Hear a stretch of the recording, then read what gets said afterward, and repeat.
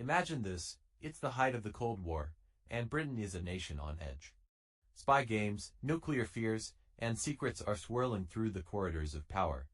But what brings down one of the country's top politicians? Not nuclear secrets, not espionage, but a salacious love affair that scandalizes the nation.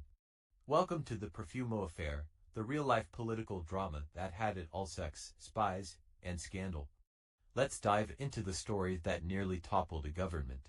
At the heart of the Profumo Affair were three key figures: John Profumo, Christine Keeler, and Stephen Ward. Profumo, a rising star in the British government and the Secretary of State for War, had it all: power, prestige, and a loving wife. But one night at a glamorous party in 1961, he met Christine Keeler, a 19-year-old showgirl. Sparks flew, and soon they began a secret affair. Christine Keeler was more than just a showgirl. She had ties to some very shady characters, including Soviet naval attaché Evgeny Ivanov. That's right, Keeler was involved with both a British government official and a Soviet spy. This tangled web of relationships would prove to be explosive.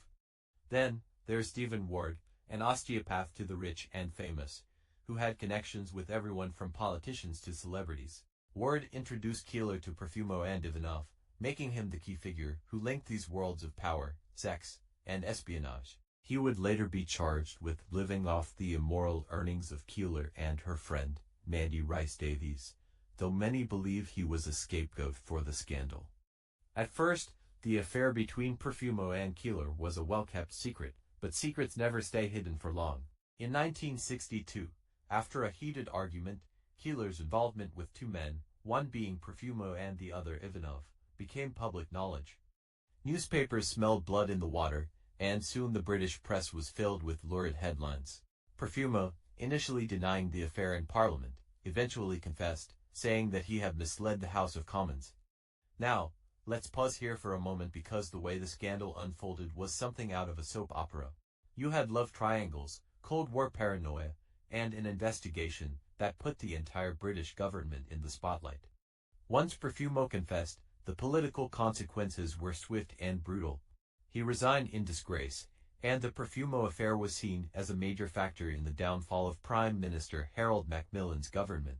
The scandal exposed deep flaws in the British establishment, with the media and public questioning the judgment and morality who suffered. Stephen Ward, the man who introduced Keeler to Profumo, was put on trial for pimping and living off immoral earnings. Though many believe he was unfairly scapegoated for the scandal, the intense media scrutiny and the harsh judgment of the courts drove him to take his own life before the trial could conclude. Keeler and Mandy Rice Davies, on the other hand, became symbols of the scandal. Mandy's famous courtroom remark, "Well, he would, wouldn't he?" in response to a statement about Lord Astor denying an affair with her, became an iconic moment in British culture. Though Keeler was eventually imprisoned for perjury, her life remained forever linked to the scandal that bore her name. The Profumo affair wasn't just a political scandal, it became a symbol of a shifting society. The 1960s were a time of rapid cultural change in Britain, and the affair tapped into growing anxieties about class, morality, and the decline of deference to authority. The image of Christine Keeler, photographed in the iconic pose sitting naked astride a chair, became one of the most recognizable images of the decade. From books to movies to musicals, the Profumo affair has inspired countless retellings. One of the most famous depictions was the 1989 film Scandal, in which Joanne Whalley portrayed Christine Keeler. The trial and the affair were also the subject of a 2019 BBC drama, The Trial of Christine Keeler, which reignited interest in this sordid chapter of British history. The Profumo affair is more than just a salacious story of a politician's fall from grace.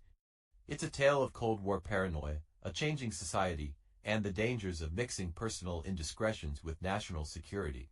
It's no wonder that more than 60 years later, we're still talking about it.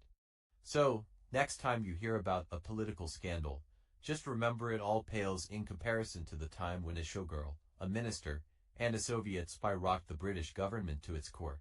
If you enjoyed this dive into one of Britain's most infamous scandals, hit that like button and subscribe for more fascinating stories from history. What do you think? Was Profumo a victim of circumstance, or did he get what he deserved? Let us know in the comments below.